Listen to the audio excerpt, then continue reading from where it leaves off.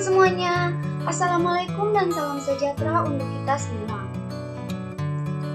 Perkenalkan, nama saya Valentina Yustina Unggulri, NIM 22032458. Saya adalah mahasiswa Sekolah Tinggi Ilmu Administrasi Malang, Prodi D3 Perekam Medis dan Informasi Kesehatan. Di sini, saya akan menjelaskan materi anatomi sistem digestif sebagai tugas video pembelajaran yang diberikan oleh Bapak Henry Didit Hartos, Webners, MPD. Apa itu sistem pencernaan? Serangkaian jaringan organ yang bekerja untuk mencerna makanan selama dalam saluran pencernaan makanan akan mengalami proses pencernaan baik secara mekanis maupun secara kimia. Pencernaan secara mekanis adalah proses pengubahan makanan dari bentuk besar atau kasar menjadi bentuk yang lebih kecil atau halus. Proses ini terjadi di dalam mulut dengan bantuan gigi dan lidah. Pencernaan secara mekanik juga terjadi di dalam lambung dengan bantuan gerak peristaltik dinding lambung sehingga makanan seperti diaduk. Pencernaan secara kimia adalah proses pengubahan zat makanan dari bentuk yang kompleks menjadi bentuk yang lebih sederhana dengan bantuan enzim pencernaan. Misalnya saja, pengubahan protein menjadi asam amino yang dilakukan oleh enzim tripsin. Anatomi sistem pencernaan. Yang pertama mulut, yang kedua kerongkongan, yang ketiga esofagus, yang keempat lambung, yang kelima hati, yang keenam empedu, yang ketujuh pankreas, yang kedelapan usus halus, yang kesembilan usus besar, yang kesepuluh rektum dan anus. Mulut.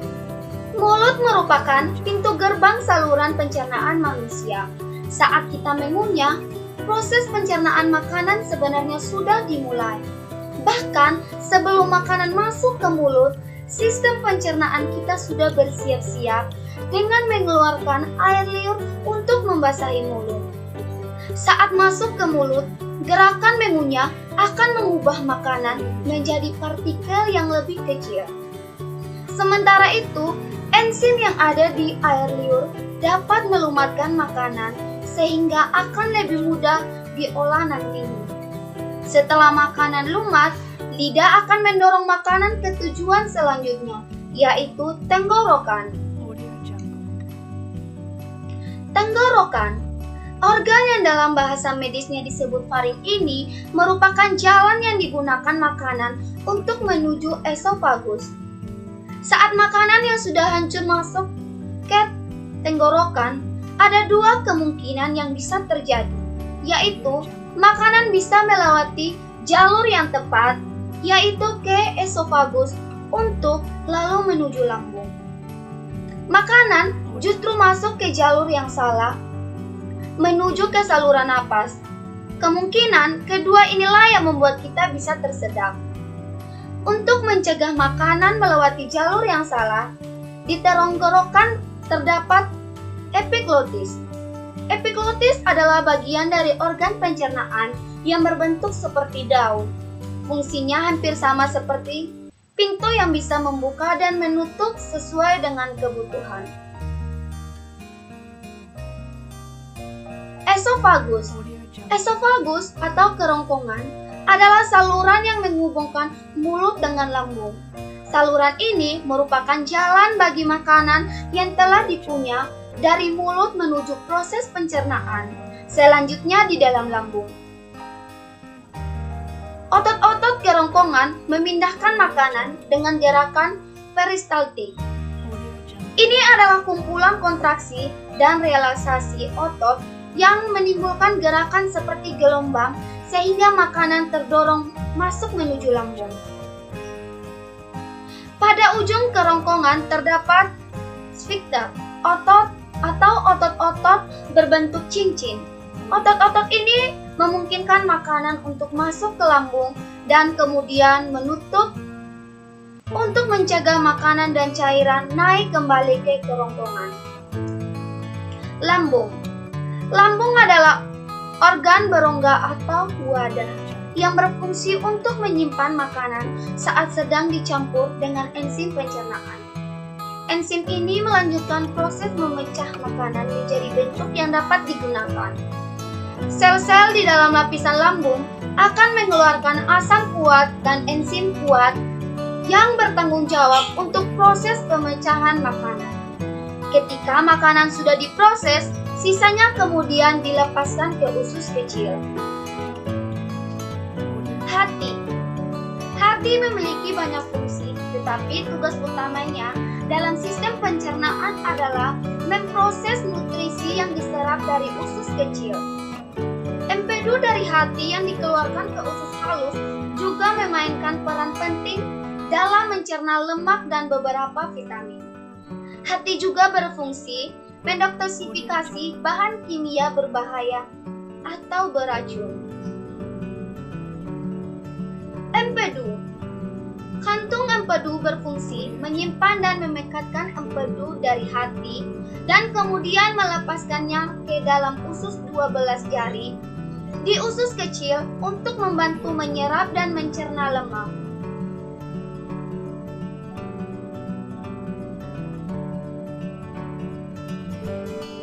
Pankreas. Pankreas dapat menghasilkan enzim pencernaan ke dalam usus 12 jari yang memecah protein, lemak, karbohidrat. Pankreas juga memproduksi insulin dan meneruskannya langsung ke aliran darah. Insulin adalah hormon utama dalam tubuh untuk metabolisme gula. Usus halus. Usus halus adalah tabung berotot sepanjang 22 kaki atau sekitar 8,25 meter yang berfungsi memecah makanan menggunakan enzim yang dilepaskan oleh pankreas dan empedu dari hati. Pada usus halus terdiri atas ketiga bagian. Usus tersebut akan bekerja bersama-sama untuk menyelesaikan pencernaan makanan agar menjadi bagian-bagian kecil yang diserap ke dalam pembuluh darah usus. Usus 12 jari atau duodenum. Usus 12 jari bertanggung jawab untuk menyalurkan makanan ke usus halus. Usus kosong atau jejunum. Usus kosong adalah bagian kedua dari usus halus yang berada di antara usus 12 jari dan usus penyerapan. Usus penyerapan atau ileum merupakan tempat terjadinya penyerapan sari-sari makanan.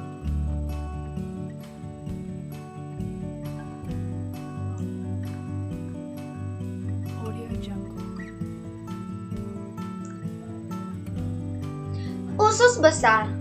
Usus besar adalah tabung berotot sepanjang kurang lebih 1,82 meter yang menghubungkan usus kecil ke rektum. Usus besar antara lain terdiri dari sekum, kolom ascendens atau kanan, kolom transversum atau melintasi, kolom descendens atau kiri, dan kolom sigmoid yang terhubung ke rektum. Usus ini bertanggung jawab untuk memproses limbah yang tersisa dari proses pencernaan. Limbah atau kotoran dilewatkan melalui usus besar dengan cara peristaltik. Pertama, dalam keadaan cair dan akhirnya dalam bentuk padat. Kotoran kemudian disimpan dalam usus sigmoid atau berbentuk es sampai ada dorongan untuk mengosongkannya. Gerak peristaltik lalu akan mendorong tinta ke dalam rektum sekali atau dua kali hingga dikeluarkan melalui anus. Rektum adalah ruang lurus 8 inci yang menghubungkan usus besar ke anus. Tugas rektum adalah menerima tinja dari usus besar dan mengirim sinyal. Ada tinja yang harus dievakuasi atau dibuang keluar, dan memegang tinja sampai evakuasi terjadi. Anus Anus adalah bagian terakhir dari saluran pencernaan. Organ ini berbentuk saluran sepanjang 2 inci atau 5,08 cm yang terdiri dari otot-otot dasar, panggul, dan 2 sphincter anal atau internal dan eksternal. Anus dikelilingi oleh otot-otot sphincter yang penting dalam memungkinkan mengontor mengeluarkan tinja. Otot dasar panggul menciptakan sudut antara rektum dan anus yang dapat menghentikan tinja keluar ketika itu tidak seharusnya. Sphincter internal selalu kencang, kecuali ketika feses memasuki rektum. Hal ini berfungsi agar seseorang bisa mencegah BAB tanpa didasari ketika tidur atau tidak menyadari singlangan feses.